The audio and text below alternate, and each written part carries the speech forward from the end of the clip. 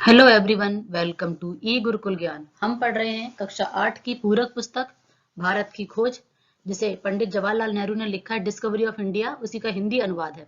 इसमें हमने 4 chapter complete कर लिए हैं। 5 पार्ट है हमारा, जिसका पार्ट 2 है आज, नई समस्याएं। इस चैप्टर में देखेंगे हम कठिन शब्दार्थ, क्वेश्चन आंसर, सब कुछ बहुत अच्छे से देखेंगे। जो भी इंपॉर्टेंट फैक्ट होंगे उनको भी देखेंगे। तो वीडियो को अंत तक देखें पार्ट को अच्छे तरीके से समझने के लिए। समन्वय, मिली जुली संस्कृति का विकास, कबीर, गुरु नानक और अमीर खुसरो। ये जो पुस्तक है, इसमें हम पूरा भारत के बारे में जान रहे हैं। तरीके से हमारे एक समझ विकसित हो रही है कि हमारा भारत पास्ट में कैसा था। ये आजादी से पहले की पुस्तक लिखी हुई है। उसमें नेहरू जी बता रहे हैं समन्वय। समन्वय मतलब क्या होता है? तालमेल। ठीक है, मिली जुली संस्कृति। हमारे भारत में जो मिली जुली संस्कृति है, उसी के बारे में बताया जा रहा है कि किस प्रकार से ये जो हमारा कल्चर है वो कैसे डेवलप हुआ, कैसे बना, भारत में ही इतनी ज्यादा विविधता क्यों है, उसकी वजह क्या है, आखिर भारत हमारा कैसा है, भारत की जो मिट्टी है वो कैसे दूसरों को अपने रंग में रंग लेती है। तो यहाँ पर गुरु नानक की बात कर रहे हैं, अमीर खुसरो की बात कर रहे हैं, और कबीरदास की। जैसा कि हम सब जानते हैं, सिख धर्म से हैं गुरु नानक जी, और अमीर खुसरो जैसे मुस्लिम हैं, और हिंदू में कबीरदास। तो ये सब, लेकिन ये लोग किसी धर्म को नहीं मानते थे। नहीं कबीरदास किसी धर्म को मानते थे, नहीं गुरु नानक जी किसी धर्म को मानते थे, और नहीं अमीर खुसरो किसी। ये एक सामान्य जो धर्म है, मानव धर्म, उसको प्रेफरेंस देते थे, उसके बारे में बात करते थे। उसी के बारे में आज हम चर्चा करेंगे इसमें, कि भारत पर मुस्लिम आक्रमण किया, भारत में मुस्लिम युग की बात करना गलत या भ्रामक है। इस्लाम ने भारत पर आक्रमण नहीं किया, वह भारत में कुछ सदियों के बाद आया। अब देखेंगे कि पिछली क्लास में पढ़ा था हमने, मौर्य, उससे 3rd और 4th चैप्टर में भी पढ़ा था कि किस प्रकार हम भारत के बारे में पढ़ रहे हैं, युगों के बारे में पढ़ रहे हैं। तो मौर्य काल से ही, उससे पहले भी हमारे यहाँ दूसरे देशों में लोग जाते थे, वहां के यात्री यहाँ आते थे। भारत जैसे शुरू से अतिथि देवो भव, बहुत ही आदर सत्कार करते थे। तो मुस्लिम के बारे में हमने बहुत पहले ही जान लिया था, क्योंकि हमारे राजा महाराजा जो यहाँ पे इंडिया में लोग थे, उनके यहाँ दूसरे अरब कंट्री से, बहुत जगह से लोग आते थे। तो हम उनके लिए मंदिर मंदिर की साथ साथ मस्जिद बनवाई जाती थी, क्योंकि हम एज ए राजदूत, यात्री, या फिर घूमने के रूप में अलग अलग तरीके से आते थे। तो मुस्लिम धर्म के बारे में जान चुके थे, यानी कि मुस्लिम धर्म ने आक्रमण नहीं किया, कुछ लोगों ने आक्रमण किया, उन्हीं के बारे में बात कर रहे हैं। और जो भारत आज मुस्लिम भारत में है, वो उनके बारे में बात करेंगे। तो यहाँ पर क्या बताया जा रहा है कि आक्रमण तुर्को महमूद ने किया था, जो हमने पढ़ा था, फर्स्ट क्लास में पढ़ा था। इसमें इसी का पहला पार्ट, जो पार्ट है उसमें, कि महमूद गजनबी ने, इससे पहले बहुत ही प्यार से रहते थे जो यहाँ पर आते थे मुस्लिम, उनके लिए भी हिंदू लोगों ने, राजाओं ने यहाँ पर मस्जिद बनवाई। बहुत ही खुश थे, जान रहे थे कि मुस्लिम धर्म नाम का भी एक धर्म होता है। बहुत ही प्यार से रह रहे थे। लेकिन महमूद गजनबी ने जब लगातार भारत पे आक्रमण किए, बहुत नरसंहार किया, उसके बाद मोहम्मद गोरी आया, तो इससे क्या हुआ कि बहुत सारे लोगों के मन में ऐसी भावना एकदम आ गई। जैसे आप देखेंगे, अफगानों ने किया, बाद में तुर्क मंगोल या मुगल आक्रमण हुआ, है ना, कि महमूद गजनबी ने आक्रमण किया था, और मोहम्मद गोरी ने किया था, और बाद में एक तुर्क मंगोल, जिसके हम बाबर के नाम से जानते हैं। इसके बाद में 2 आक्रमण महत्वपूर्ण हुए थे। अफगानों को हम भारत की सीमावर्ती समुदाय कह सकते हैं, कि हमारे जो पड़ोसी देश हैं, अफगान, पाकिस्तान, वो सॉरी, पाकिस्तान तो इंडिया में ही था, जो जिसकी बात करें अफगानिस्तान वगैरह की, ठीक है, गजनी साम्राज्य की बात कर रहे हैं, जो भारत के लिए पूरी तरह अजनबी भी नहीं माने जा सकते हैं। उनके राजनीतिक शासन के काल को हिंदू अफगान युग कहना चाहिए। मुगल भारत के लिए बाहर से और अजनबी लोग थे, फिर भी भारतीय ढांचे में बड़ी तेजी से समा गए, और उन्होंने हिंद मुगल की युग की शुरुआत कर ली। अब यहाँ पे 2 तरीके के लोग हैं। एक वो लोग, जैसे आप चित्र में देख रहे हो, कि उन्होंने आक्रमण किया, मारकाट किया, लोगों को बहुत तंग किया, धन लूटा और यहाँ से चले गए, जिसमें नाम आता है महमूद गजनबी, मोहम्मद गोरी, है ना। लेकिन एक वो लोग जिन्होंने आक्रमण किया, लेकिन भारत की धरती उनको इतनी अच्छी लग गई कि वो यहीं पर आके बस गए, और बस ही नहीं गए, भारत को पूरी तरीके से उन्होंने अडॉप्ट कर लिया, यानी कि भारतीय रंग में रंग गए, वो भारतीय हो गए। उन्होंने अपनी पुरानी पहचान जो थी उसको भुला दिया।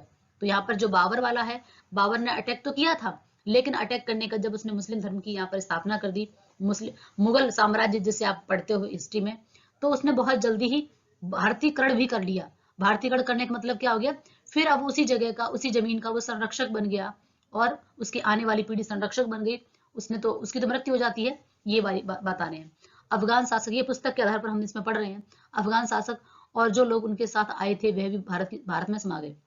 उनके परिवारों की पूरी तरह भारतीयकरण हो गया। वही अभी जो बता रही कि बाबर तो आया, लेकिन बाबर ने युद्ध किया, उसके बाद उसकी मृत्यु हो गई, उसकी आने वाली पीढ़ी पूरी तरीके से भारतीय होती चली गई। ठीक है, मतलब भारतीय होती मतलब भारत में ही रह गए, भारतीय बन गए, उनकी पुरानी पहचान खत्म हो गई। अब वो एक बाहर के लोग नहीं है, विदेशी नहीं है, वो अब हमारे देश के ही लोग हो गए। घर और बाकी सारी दुनिया उनके लिए विदेशी हो गई। ठीक है, समझ आ गया। जैसे हम पढ़ते हैं अकबर, जहांगीर, शाहजहां, औरंगजेब, तो ये सारे लोग जो हैं, इनके लिए इनका अपना घर कौन सा है? भारत। और बाहर बाकी दुनिया कौन सी है इनके लिए? विदेशी है, जैसे हमारे लिए है। जैसे इस पुस्तक के आधार पर बताया जा रहा है, राजनीतिक झगड़ों के बावजूद उन्हें सामान्यतः इसी रूप में स्वीकार कर लिया। राजपूत राजाओं ने भी, बहुतों ने उन्हें अपना अधिराज मान लिया, और कुछ ऐसे राजपूत सरदार भी थे जिन्होंने उनकी अधीनता स्वीकार नहीं की। अब ऐसा हुआ कि हर जगह कुछ न कुछ दिक्कतें होती हैं, तो यहाँ पर जो राजपूत शासक थे, उन्होंने उन्हें अपना राजा मान लिया। अकबर की बात कर रहे हैं, लेकिन कुछ ने नहीं माना। ठीक है, जैसे पढ़ते हैं ना कि भाई राणा प्रताप, इन लोगों ने क्या किया था, कुछ राजपूत शासकों ने नहीं माना था, तो वो अपना जंगल में चले गए थे। बहुत सारी चीजें हम वो पढ़ते हैं इतिहास में।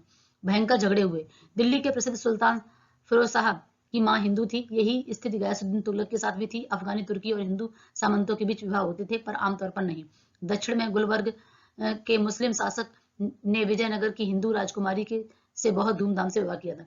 कहने का मतलब ये कि जब यहाँ पर रह गए और जो लोग विदेशी थे वो भारतीय हो गए, तो यहाँ पर आपस में कुछ कुछ एक दो जगह बताया जा रहा है कि किस प्रकार से हिंदू जो यहाँ पर लोग थे, राजपूत शासक थे या सामंत लोग थे, उन्होंने अपनी कन्याओं का विवाह मुस्लिम्स में कर दिया था।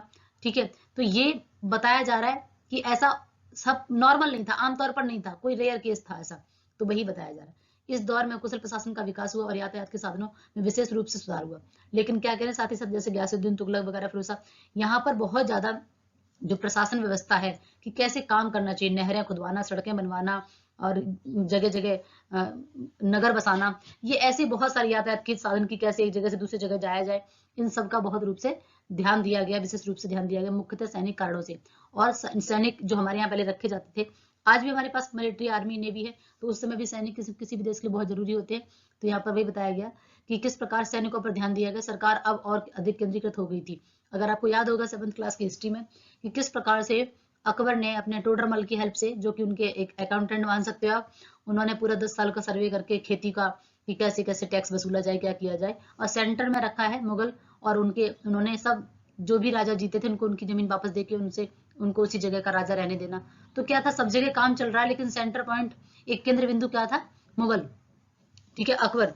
तो यहाँ पर वही चीज बताइए कि किस प्रकार से केंद्रीकृत हो गए, क्योंकि डायरेक्ट जाके आगे जैसे अभी पीएम है, तो पीएम तो जाके नहीं सारा काम कर लेंगे जाके, हर एक राज्य के अपने मुख्यमंत्री हैं, तो अपने राज्य को देख रहे हैं वहां की।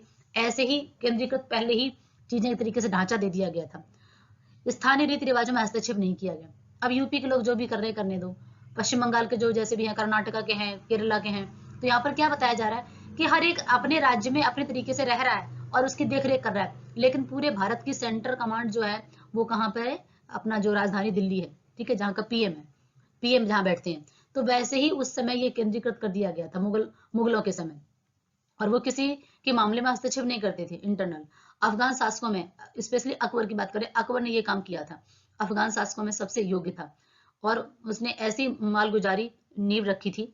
अगर हमने अब देखा था कि किस प्रकार से अफगान शासक शेरशाह सूरी वगैरह इन सब के बारे में पढ़ा था, आगे चलकर यह अकबर ने विकास कर दिया, क्योंकि अकबर से पहले अकबर के पिता हुमायूं शेरशाह सूरी से युद्ध हुआ था, तो उस समय कुछ समय शेरशाह सूरी ने शासन किया था, तो शेरशाह सूरी ने कुछ नियम बनाए थे, जैसे कर वसूल करना, टैक्स जो है, टैक्स के बारे में। तो आज भी हम टैक्स वसूल करने का काम करते हैं, पहले भी होता था, तो अकबर ने उसे और अच्छे तरीके से डेवलप कर दिया, उसमें जो से कमियां हैं उनको दूर किया। उसी प्रकार से शेरशाह सूरी ने एक गजे सिकंदरी, गज जो नापने की प्रथा है, वो भी इसी जीटी रोड जो बनवाया है, ग्रैंड ट्रंक रोड। तो ये कुछ कुछ काम थे जो अभी भी फॉलो हो रहे हैं लोग उनको। तो कुछ जो हमारे भारत में नींव पड़ी थी अलग अलग शासन में, उनको आगे चलकर कैसे डेवलप किया गया। अकबर के प्रसिद्ध राजस्व मंत्री टोडरमल की नियुक्ति पहले शेरशाह ने ही की थी। हिंदुओं की क्षमता और अफगान शासक अधिकाधिक उपयोग कर गए। ठीक है, किस प्रकार से बताया गया है कि यहाँ पर टोडरमल की हेल्प से पहले शेरशाह सूरी ने उनकी नियुक्ति की थी कि भाई कैसे टैक्स वसूल करना है।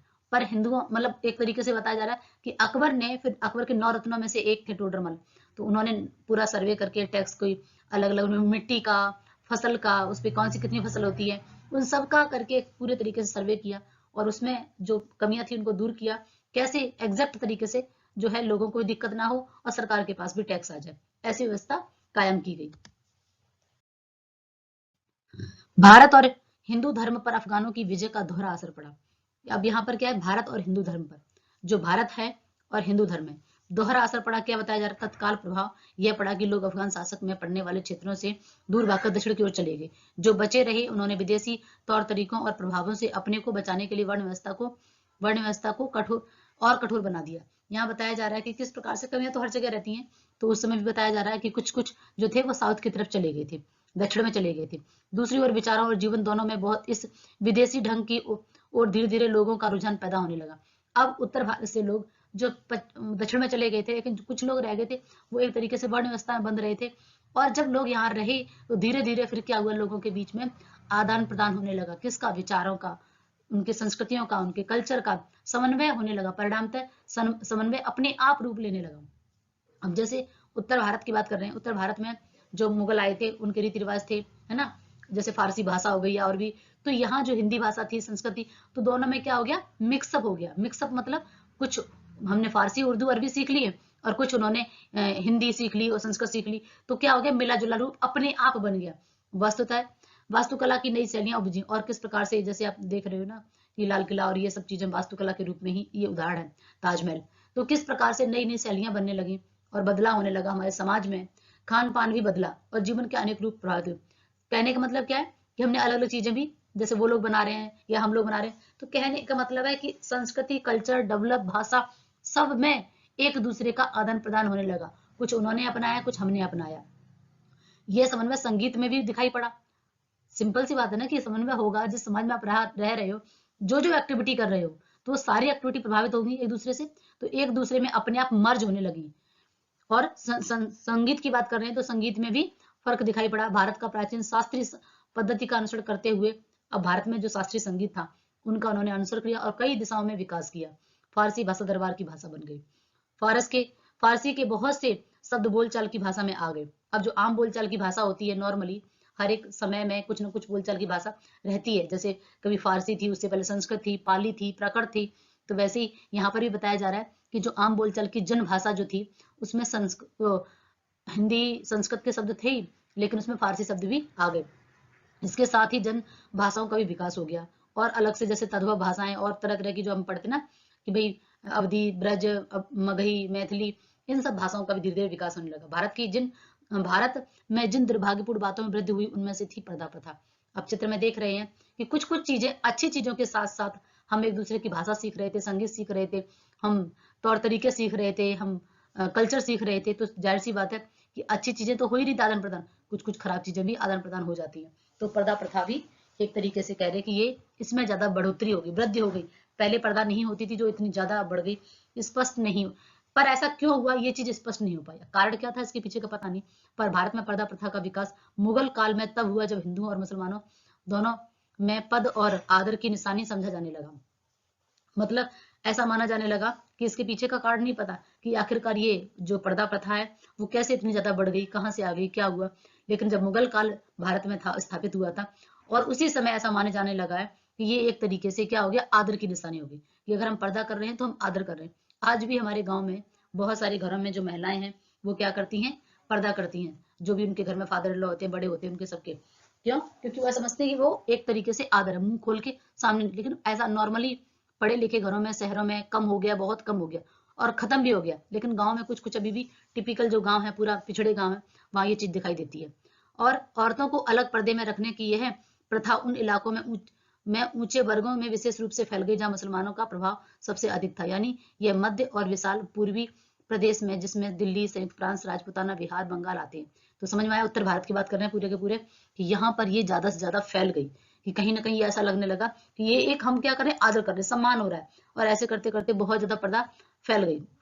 लेकिन अजीब बात यह है कि पंजाब के सरहदी सूबे में जो मुख्यतः मुस्लिम इलाके थे, क्योंकि पंजाब वगैरह ये तो सब पहले स्टार्टिंग में मुगल काल में सब उन्हीं के अंडर, वहां पर ज्यादा मुस्लिम थे, तो यहाँ पर पर्दा उतरी कड़ाई से नहीं थी। मतलब कर लिया कर तो ठीक है, नहीं कर लिया तो भी ठीक है। लेकिन अगर हम बात करें संयुक्त प्रांत दिल्ली की, राजपूताना की, बिहार, बंगाल, यूपी, तो यहाँ पर बहुत ज्यादा सख्ती से, यानी कि पर्दा करना ही करना है, ऐसी रिवाज हो गई थी, ऐसा चलन हो गया था।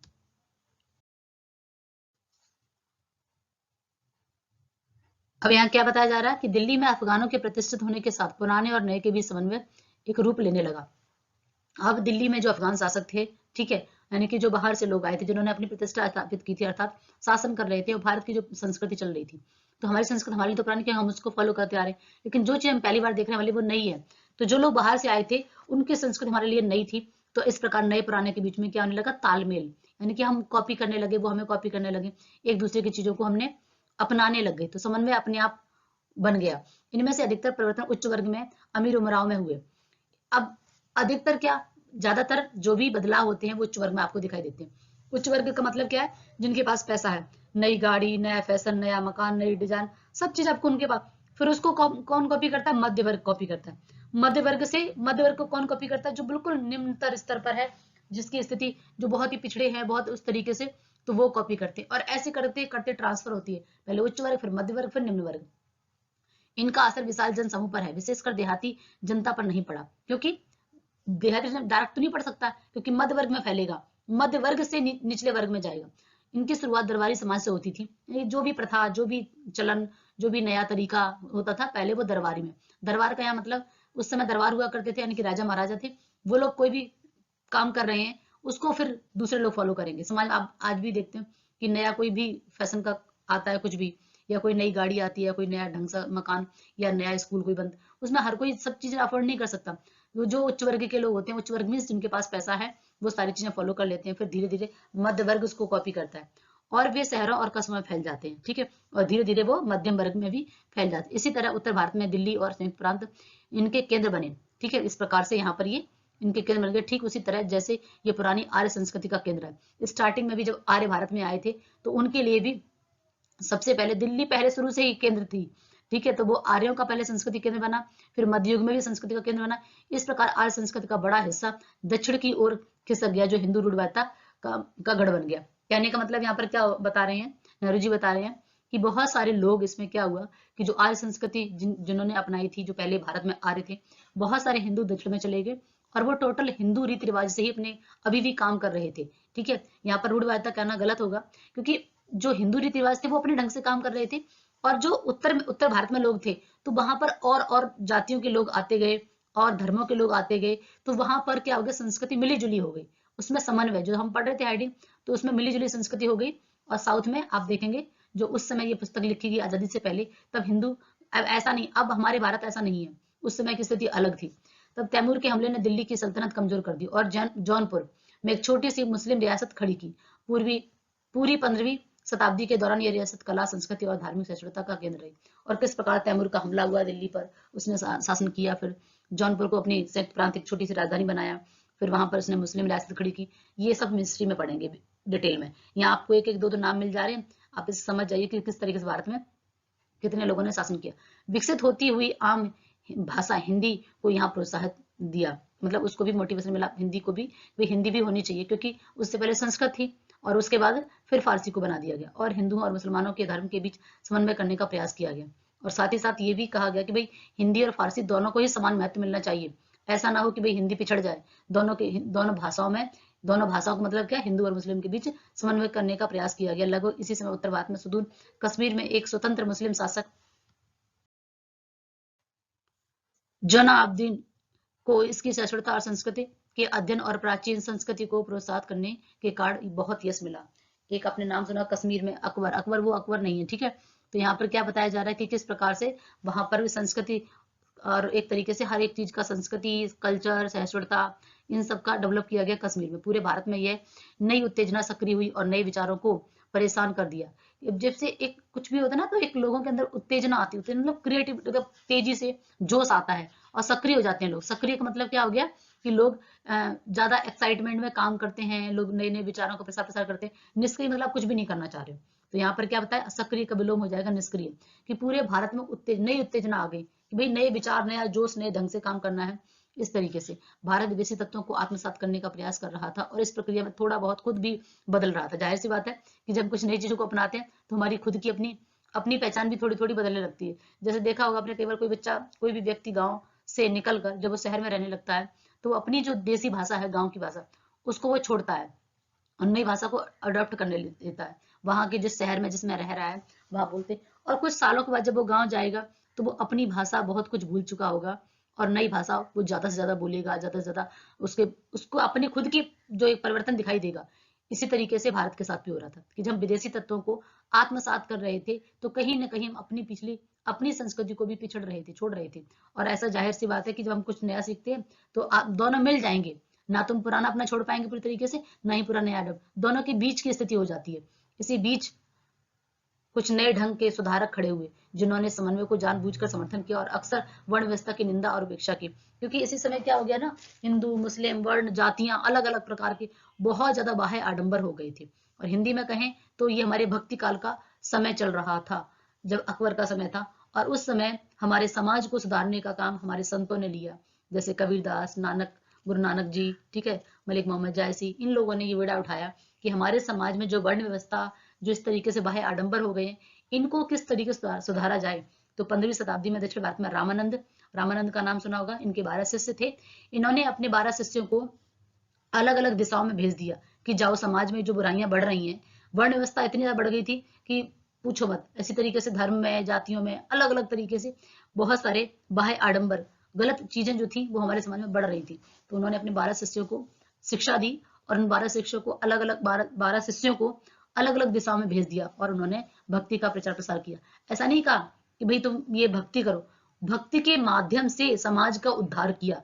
इसलिए कबीरदास का एक क्वेश्चन जब यूपीएससी और बड़ी बड़ी क्लासों में क्वेश्चन आता है तो ऐसा क्वेश्चन नहीं आता, उनके लिए पूछा जाता है कबीरदास संत से ज्यादा वो एक समाज सुधारक थे। इस पर अपने तर्क दीजिए कि सच में कबीरदास जी एक संत नहीं थे, वो एक तरीके से आप देखेंगे तो वो समाज सुधारक के रूप में है। विदेशी तत्वों के भारत में अधिकाधिक आत्मसात होने का सबसे महत्वपूर्ण संकेत उनके द्वारा देश की आम भाषा का प्रयोग। और इस प्रकार से अगर आप देखेंगे कबीरदास को देखेंगे तो कबीरदास ने भी बहुत कुछ समाज में जो चीजें थी गलत उनके ऊपर बोला है, उनके आप दोहे पढ़ेंगे तो आपको सारा कुछ कहीं ऐसा नहीं दिख रहा है कि बैठ के वो करे साधना करो, नहीं, वो समाज में जो बाह्य आडंबर उनको दूर करने की बात कर रहे हैं। हिंदू मुस्लिम को एक मान रहे हैं कि मनुष्य है, मानव है, सबसे बड़ा धर्म मानव धर्म है। बाद में हम ये तो हमने खुद ने अपने अनुसार बना लिए, ये जो हमारे द्वारा फैलाए हुए गलत तत्व हैं जो हमारे समाज को गलत रास्ते पर लेकर जा रहे हैं। उसी प्रकार से अमीर खुसरो ने भी कहीं पर भी ऐसा नहीं लिखा है कि भाई नहीं हिंदू मुस्लिम दो अलग जात, वो उन्होंने मानव धर्म को पहले बात की है। विदेशी तत्वों में भारत के अधिकाधिक आत्मसात करने का सबसे महत्वपूर्ण संकेत उनके द्वारा देश की आम भाषा का प्रयोग करना। अमीर खुसरो ने मतलब जो रचनाएं लिखी हैं उनमें आप देखेंगे गर्चे दरबार की भाषा फारसी बन गई थी, उसी पर आम बोलचाल की भाषा में वो अभी भी मिला जुला रूप था। आरंभ के लेखकों में सबसे प्रसिद्ध अमीर खुसरो हैं। वे तुर्क थे और उनका परिवार 2 या 3 पीढ़ियों से संयुक्त राज्य में बसा हुआ था। वे 14वीं शताब्दी के दौरान कई अफगान सुल्तानों के शासनकाल में रहे। दिल्ली के 7 सुल्तानों का काल अमीर खुसरो ने देखा है, ऐसे आप इतिहास में पढ़ते हो। और इनके जो गुरु थे उनकी मृत्यु होने पर इनकी भी मृत्यु, ये भी अपने प्राण त्याग देते। वे फारसी के चोटी के कवि कहे जाते हैं। उन्हें संस्कृत का भी ज्ञान था, एक महान संगीतकार थे और उन्होंने भारतीय संगीत के कई मौलिक उद्भावनाएं की। उनके लोकप्रिय जो एक तरीके से वाद्य यंत्र हैं वो तबला और सितार माना जाता है। अमीर खुसरो को तबला और सितार का आविष्कार माना जाता है। इनको तोताए हिंद कहा जाता है। इन्होंने किस प्रकार संगीत पर, भारतीय जो संस्कृति है उस पर प्रभाव डाला है। उन्होंने ऐसे कई विषयों पर भी लिखा है जिसमें भारत की विशेष प्रगति की है, जैसे धर्म, दर्शन, तर्कशास्त्र, भाषा और व्याकरण, संस्कृत के अतिरिक्त संगीत, गणित, विज्ञान और आम का। इस तरीके से अमीर खुसरो ने बहुत रचनाएं की हैं। अमीर खुसरो की सबसे ज्यादा प्रसिद्धि अगर है किसी में तो वो उनकी पहेलियां और मुकेरियां में है। उनकी प्रसिद्धि का आधार उनके लोक प्रचलित गीत हैं जो बहुत लोग गाते रहते हैं, कबीरदास के, अमीर खुसरो के जो गुनगुनाते रहते हैं गीत, जिन्हें उन्होंने बोलचाल की सामान्य हिंदी में लिखा है। जो आम बोलचाल की भाषा थी उसमें ना तो संस्कृत थी पूरी तरीके से, ना हिंदी थी, ना ही फारसी थी, यानी कि मिला जुला जो आम जनता बोलती थी उस भाषा में ही लिखा। उन्होंने ग्रामीण जनता से केवल उनकी भाषा में ही नहीं बल्कि उनके रीति रिवाजों और रहन सहन के ढंग का भी वर्णन किया है। अपनी उन्होंने रचनाओं में ऐसा लिखा है। उन्होंने विभिन्न ऋतुओं पर भी जीवन के विभिन्न पहलुओं पर गीत लिखे और वे गीत अब भी उत्तर भारत में किसी न किसी गांव या नगर में सुनाई पड़ते हैं। और इसके बाद कह रहे हैं कि अमीर खुसरो की जो लिखे हुए गीत है, कविताएं हैं, वो अभी भी लोग गुनगुनाते रहते हैं। अमीर खुसरो की अनगिनत पहेलियां भी हैं, अनगिनत मतलब जिनको इतनी ज्यादा, जैसे बच्चों को पहेलियां पूछते ना हम लोग कि जैसे भाई एक अब देखेंगे कि इसका मतलब क्या है, इसका मतलब क्या है, तो ऐसी बहुत सारी पहेलियां जो हैं वो अमीर खुसरो ने लिखी थी। पहेलियां और मुकेरियां अभी भी उनकी बहुत ज्यादा प्रसिद्ध है, लोग पूछते रहते हैं प्याज के बारे में, रोटी के लिए, आसमान की, बहुत सारी कहानियां बचपन में बच्चों के साथ अब तो यूट्यूब और ये सब इतना चल गया है, मोबाइल, कि बच्चों को कहानियां सुनाने का मौका ही नहीं है माँ बाप को। पहले घरों में लोग बैठते थे, बहुत सारी पहेलियां कहानियां सुनाते थे, तो उसमें अमीर खुसरो की बहुत ज्यादा पहेलियां कहानियां लोग अभी भी गाँव में प्रचलित हैं। अपने लंबे जीवन काल में ही अमीर खुसरो अपने गीतों और पहेलियों के लिए बहुत प्रसिद्ध हो गए थे। ऐसी कोई और मिसाल नहीं मिलती जहां 600 साल पहले लिखे गए गीतों की लोकप्रियता आम जनता के बीच बराबर बनी रही। मतलब इतने साल पहले लिखे गए उनके गीत और कहानियां, पहेलियां जो हैं, वो आज भी जनता में वैसे ही प्रचलित हैं। बोलों में बिना किसी परिवर्तन के उसी तरीके से बोले जाते हैं जैसे पहले। जैसे आला वगैरह गाई जाती है उत्तर भारत में, वैसे ही पहेलियां भी अभी भी वैसे ही पूछी जाती हैं। ये हमारे जो चैप्टर है ना, वो कंप्लीट हो, चैप्टर जो है आज का भाग जो कंप्लीट हो गया, उसके जितने भी कठिन शब्दार्थ हैं वो यहाँ पर एक एक करके आप इनको देखें, अपनी कॉपी में नोट डाउन करें, और इसके बाद हम क्वेश्चन आंसर को देखेंगे। ये है हमारे क्वेश्चन आंसर। Thank you.